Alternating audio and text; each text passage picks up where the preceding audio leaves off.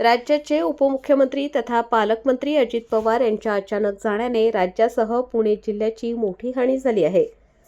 Chakan शहरवासियांनी Chakan market yard जवळील महात्मा ज्योतिराव फुले स्मारक ते एसटी बस स्थानक दरम्यान श्रद्धांजली पदयात्रा काढून एसटी बस स्थानकात शोकसभा घेत अजितदादांबद्दल आपल्या दुःखद भावना व्यक्त केल्या.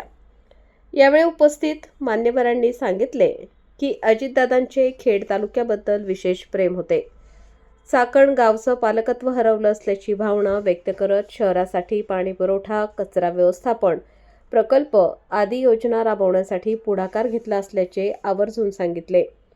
वाहतूक कोंडी सोडवण्यासाठी भल्या पहाटे दादांनी अधिकाऱ्यांसह वाहतूक कोंडीच्या जागांची पाहणी करून तातडीने कोंडी कमी करण्याच्या सूचना केल्या होत्या. त्यासोबतच चौकांचे रुंदीकरण करण्यासाठी कोट्यवधी रुपयांचा निधी उपलब्ध करून दिला होता.